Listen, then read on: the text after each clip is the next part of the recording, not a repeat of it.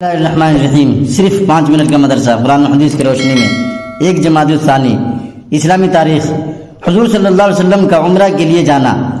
رسول اللہ صلی اللہ علیہ وسلم نے ایک مرتبہ خواب دیکھا کہ مکہ میں داخل ہو کر بیت اللہ کا طواف کر رہے ہیں۔ یہ خواب سنتے ہی صحابہ کرام بیت اللہ کی زیارت اور عمرہ کی ادائیگی کے شوق میں بے چین ہو گئے۔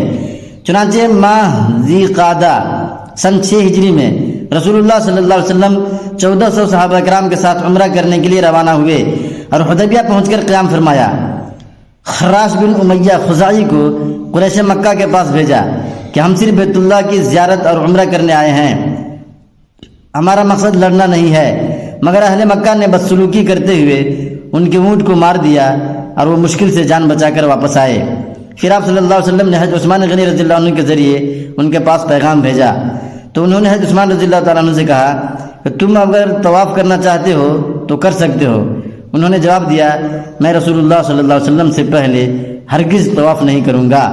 تو قریش مکہ نے کہا کہ محمد صلی اللہ علیہ وسلم اپنے ساتھیوں کو لے کر اس سال مکہ میں داخل نہیں ہو سکتے، اور حضرت عثمان رضی اللہ عنہ کو نظر بند کر دیا۔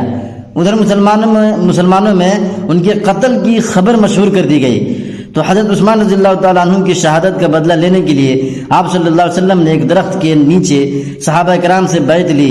اس بیعت کو بیعت رضوان کہا جاتا ہے۔ اللہ کی قدرت۔ پلیٹی پس، یہ جانور بلی سے کچھ بڑا ہوتا ہے، پانی اور خشکی دونوں میں زندگی گزار سکتا ہے۔ منہ بطخ جیسا، دم اور پیر مگر مچھ کی طرح ہوتے ہیں۔ اس کے جسم پر قیمتی اون ہوتا ہے۔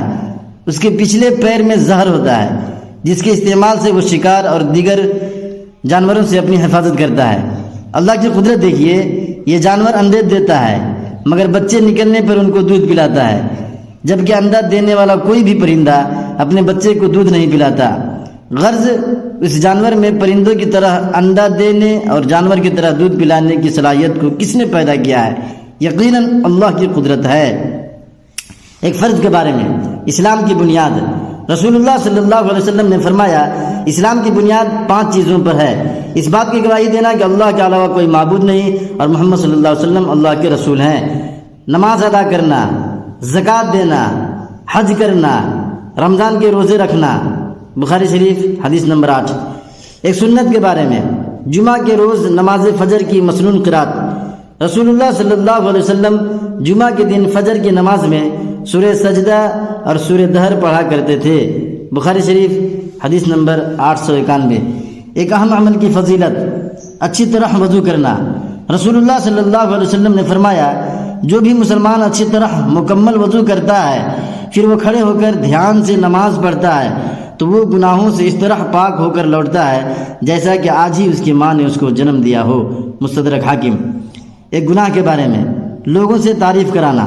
رسول اللہ صلی اللہ علیہ وسلم نے فرمایا، جو اللہ کی نافرمانی کر کے لوگوں سے اپنی تعریف کرانا چاہتا ہے تو اس کی تعریف کرنے والے اس کی برائی کرنے لگیں گے۔ دنیا کے بارے میں، دنیا اللہ کو کتنی ناپسند ہے۔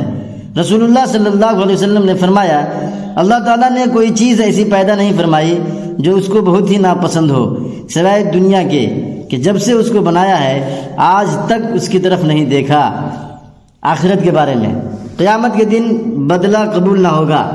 قرآن میں اللہ تعالیٰ فرماتا ہے، جن لوگوں نے کفر کیا اور کفر ہی کی حالت میں مر گئے تو ایسے شخص سے پوری زمین بھر کر بھی سونا قبول نہیں کیا جائے گا، اگرچہ وہ سونے کی اتنی مقدار عذاب کے بدلے میں لا کر حاضر کر دے۔ ایسے لوگوں کے لیے دردناک عذاب ہوگا اور ان کا کوئی مددگار نہیں ہوگا۔ سورہ آل عمران۔ طب نبوی سے علاج ہے، زمزم میں شفا ہے۔ حضرت ابن عباس رضی اللہ تعالیٰ عنہ نے زمزم کے بارے میں فرمایا، یہ ایک مکمل خوراک بھی ہے اور بیماریوں کے لیے شفا بخش بھی ہے۔ بیہقی فی شعب الایمان حدیث نمبر 3973۔ قرآن شریف کی نصیحت۔ قرآن میں اللہ تعالیٰ فرماتا ہے، اے ایمان والو، جب جمعہ کے دن نماز کے لیے اذان کہی جائے تو تم اللہ تعالیٰ کی یاد یعنی خطبہ سننے اور نماز پڑھنے کے لیے چل پڑو، اور خرید و فروخت اور دوسرے کام دھندے چھوڑ دیا کرو، یہ تمہارے لیے زیادہ بہتر ہے۔ سورہ جمعہ آیت نمبر 9۔